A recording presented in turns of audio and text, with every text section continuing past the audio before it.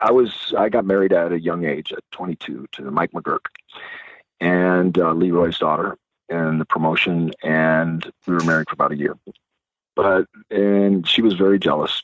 She would tell you that right now. She's a friend of mine, and we still get along. We still talk occasionally. And I found out that her and Doug were getting a divorce, but at the same time, she's still my wife. And I used to let Doug ride in the car with us. And anyway, somehow they wound up having an affair.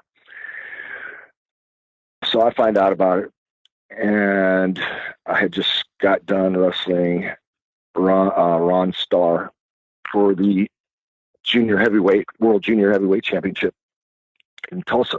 We had a tremendous crowd. And I go back to the Leroy's office, and as I go into the office, Doug Summers is sitting in there.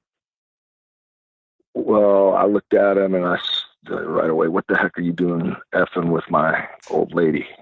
Oh, what are you talking about? What are you talking about? So now he starts lying to me, boom, boom, boom. Then, I got up in his face. And so he goes to swing at me. And when he did, I took him down to the floor, and I was actually merciless. I just lost my temper too bad. And I wound up throwing him into the walls and broke some of Leroy's trophies, and beat him up pretty bad. I really didn't know how bad. Some guys, Oki Shakina, a bunch of different guys came in and finally pulled me off of him, and he was just laying there in blood. And I took off, cleaned up. I had left the house with just my blue 72 Blue Lincoln Continental and my 18-foot Caravel inboard outboard boat, some of my clothes, my Great Dane, and $500. I left the $75,000 that I put into the house in Tulsa, and everything else that I had bought and saved up until that point. I just left it all, and I started to leave, and I said, I want to say goodbye to Mike just one more time. And as I went to her house, I pulled in, Lincoln Continental boat and everything. I'm on my way to the Von Erichs. David's waiting on me. My year-and-a-half roommate, David Von Erich. He's waiting on me to get there. He's got a surprise for him. But, they're all trying to cheer me up. Kev, Dave, Carrie. Anyway, I knock on the door, and Leroy comes to the door. He said, "Who is it?" I said, "It's Brian." He started cussing at me so bad. You broke the trophies in my room. I mean, he went off on me. He goes, "Get that F out of here." And he slams the door. So I go back and sit in my Blue Lincoln Continental for a couple of minutes. I'm kind of thinking, golly, I can't believe this. I got to at least say goodbye.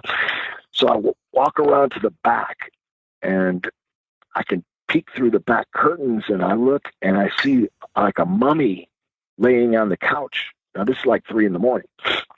There's like a mummy laying on the couch in the living room, and Mike is sitting there feeding him soup, and that was Doug Summers. And he was completely bandaged up. He only had eyes and a mouth and a nose, and just the nostrils.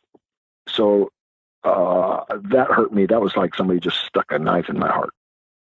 So I go around to the back, and I just said, I'm going to try one more time. And I knock on the door, and all of a sudden, Leroy slams the door open, and he's got a gun. And as I see the gun pointed right at me, I